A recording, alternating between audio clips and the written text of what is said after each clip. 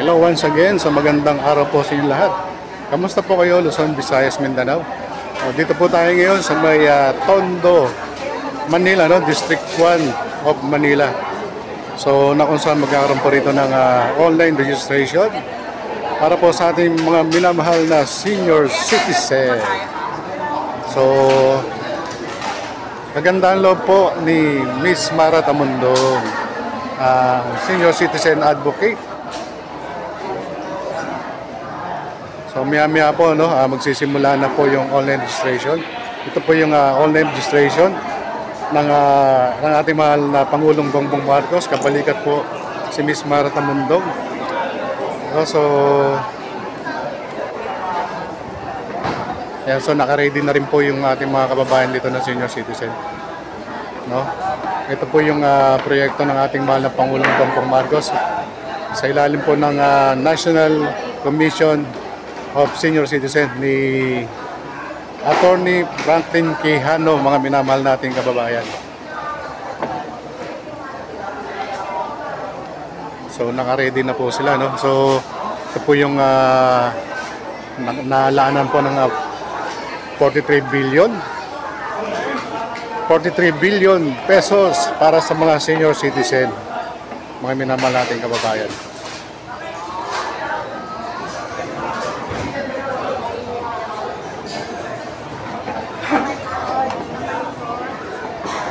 So mamaya magkakaroon po ng video presentation yung mga journey po ng ating super hero ng mga senior citizen na si Miss Mara Tamundong. Dito po in-expect po natin magkakaroon po rito ng almost 500 senior citizens ang magkakandak po ng online registration. May mga kasama na rin po si Ma'am Mara rito ng mga encoders. Ito po kabayan, sariling gastos po ito ni Miss Mara Tamundong.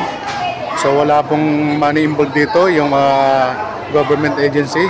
So malinaw na malinaw po, sarili niya pong gastos ito, mga minamahal nating kababayan. Kung saan na po siya nakarating. Nung nakaraan galing po kami ng Pangasinan. Nung nakaraan po Batangas. So hindi lang po sa Maynila to, hindi lang sa District 6 of Manila. Marami na pong napupuntahan ang outreach program ni Miss Mara Tamundong. So sa mga hindi pa po nakakaalam kay Miss Mara Tamundong, siya po isang batang San Andres na may pusong mapagmahal sa ating minamahal na senior citizens at ganun din po sa ating mga kabataan. So yun nga po, kahit po sa bahay pwede po kayo mag-online registration na minamahal nating kababayan. Kaya ito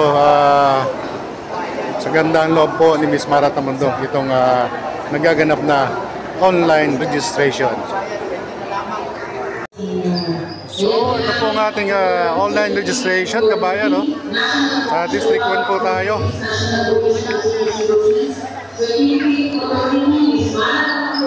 Is authorized to conduct the National Commission on Senior Citizens online registration and communication seminars, particularly for the So naka-ready na po ang ating minamahal na senior citizen.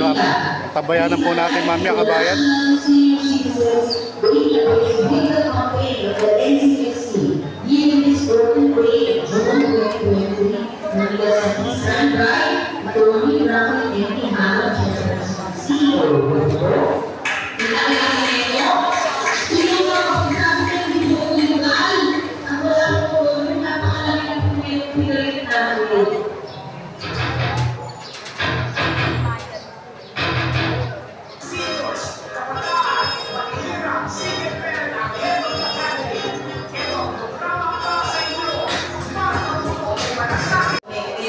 ating mga senior citizen. Siyempre na naman, ako po ay lumaki sa aking mga magulang. Naabutan po ang aking mga lolo at lola. Isa lamang ang aking hangarin para sa citizen ay entitled sa 5,000 pesos worth ng health insurance na kung saan kayo po ay magkakaroon ng libreng check-up, libreng laboratory, libreng check-up sa mata, sa tenga, sa puso, ultrasound at mga gamot. Kaya ito po ay aking niyakap. Sabi nga nila, si Mara Tamulong itatakbo lamang sa politika, pero hindi po yan totoo. Dahil ang pagiging isang tunay na Pilipino at ang pagiging isang tunay na anak na nagmamahal at naglilingkod sa Panginoon ay bababa sa kahit anong oras at panahon at hindi na maghihintay pa. Dahil ito na po ang panahon na kailangan tayo po ay magtulungan at ipakita natin na tayo po ay mga Pilipino na nagmamahal ng kapwa at nagmamalasakit. At higit sa lahat, gusto ko po mabawasan ang stress ng ating mga senior citizen. Ipasa nyo na lang po lahat sa akin dahil ngayon ako pangharapin ng stress. Pero kayo, dapat kayo po ay laging masaya lamang at umaba pa inyong buhay na makasama ang inyong mga anak at higit sa lahat makasama po namin kayo. Kaya ako naman po ay nagpapasalamat sa ating mga senior citizen, kay Chairwoman Jocelyn po at sa mga kagawa dito po sa pagpapaunlad na magamit po ang inyong covered board. Isipin po natin, marami na pong pagsubok ang dumaan sa atin. Nakita niyo po yung panahon ng pandemya, kahit mapalengke ka, pwede ka rin sa bahay, may sakit ka na. Ganun po ang pinagdaanan ng lahat ng tao. So ito po pangalawang buhay natin. Masasabi ko pangalawang buhay. Dahil nabigyan po tayo ng pagkakataon na magkita pa po tayo ngayon. At ang ibig sabihin po niyan, gumawa po tayo ng tama para sa ating kapwa. Tama po. Yes! Amen! Para sa ating Panginoon. At dito po ang ating mga encoders, mabilis lamang po. Kailangan lang ang inyong ID. Pipicturean po kayo sa dulo ng inyong online registration. Kailangan lamang po natin at least magkaroon na ng 8 to 9 million ng mga senior citizen para ang programa po ay magpabala sa inyo. Nung ako po ay nag-umpisa sa pagpaparehistro, nasa 300,000 pa lamang ang mga senior citizen. Pero dahil ako po ay nakisa ng Desmond, talagang ang tinubuan ko ay Maynila. Talagang naman nakipaglaban ako para maging 5 million na ang mga nakarehistro ng senior citizen. Kaya kahit walang tulog, walang kain, kahit walang exercise, wala masyadong budget. Pero ang budget ko po na ito ay nilalaan ko para sa pagtulong. Kaya umanin po, medyo na-late lamang po kami sapagkat ako po ay lumalabas na hindi lamang po sa Maynila, kundi sa mga karating na probinsya na rin po. Para matulungan din po natin yung ibang mga senior citizen. Sino po ba politician ang lalabas sa buong Pilipinas kung ang tatapunin ko ay sa Maynila lamang? Kaya ako po, magiging isang tunay na Pilipino ang tao, hindi lamang po aking dala sa aking sarili, magtutoo at maglingkod talaga. Kaya para sa ating mga encoders, mabilis na mabilis lamang. Sino po ang unang pila ang pwede? Yung mga senior citizen natin. Ay, sandali naman po. Siyempre, unang-una gusto ko lamang sabihin sa inyo ang laging mensahe ng ating mahal na Pangulong Bongbong Marcos na siya naman po ang talagang lahat ng nasa likod nito para ito po ay may baba at mabigyan ng budget. Basta tayo'y magkasama, laging mayroong umagang kay ganda. Bawat sikat ng araw, may dalang liwanag sa ating pangarap.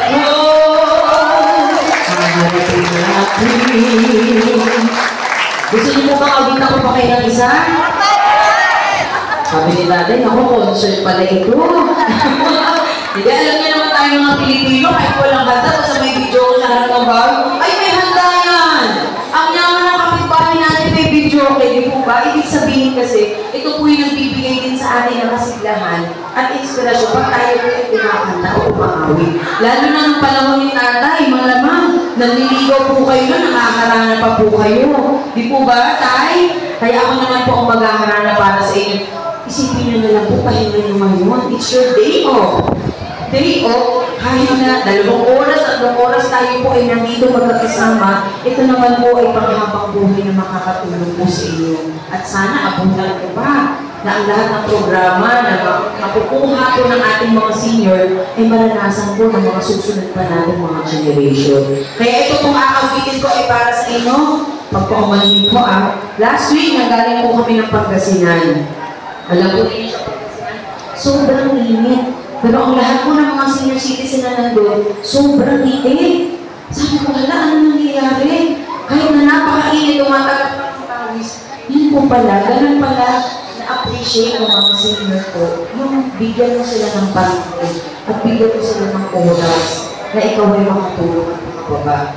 Kaya sandali lamang po ay papasok ko lang yung aking dudo. Lahat po kayo hindi pa nakapagparehistro, tama po ba? O ngayon, masaya-masaya na pinipili sa inyong tahanan. Dahil nyo pang nanalo sa loto.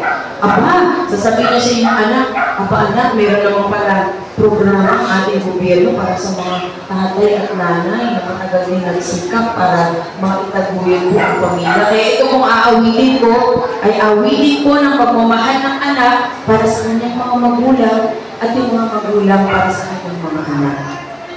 Palakpakan naman po natin. Baka akala niyo pagkain po ako tay.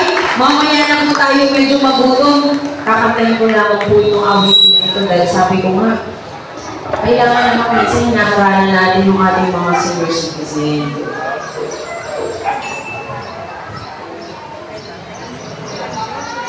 Senior citizen na rin po ako na malapit din ako. Ito, mabilis lamang po ito. 2 minutes lang. Para kay tatay na nakangiti kahit ako face mask, alam ko nakangiti. Para sa ating mga senior citizen! Yes! Kung tayo ay matanda, sana'y di tayo magbago. Kailanman, nasaan man ito ang pangarap ko, magbuhang pa kaya ako hagdan at yakapin. Hanggang sa pagtanda natin, nagpatanong lang sa inyo, ako ba kaya'y ipitin nyo? Kung mabuti na ang buhay ko. Yes! Pagdating na araw, ang iyong buhay ay puputi na rin. Sabay tayo mangangarap na nakaraan sa atin. Ang nakalipas ay babalik natin.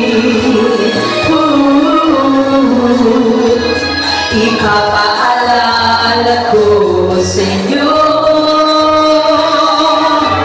ang aking pangako na ang pag-ibig ay laging sa inyo. Kahit mabuti na ang buhay ko.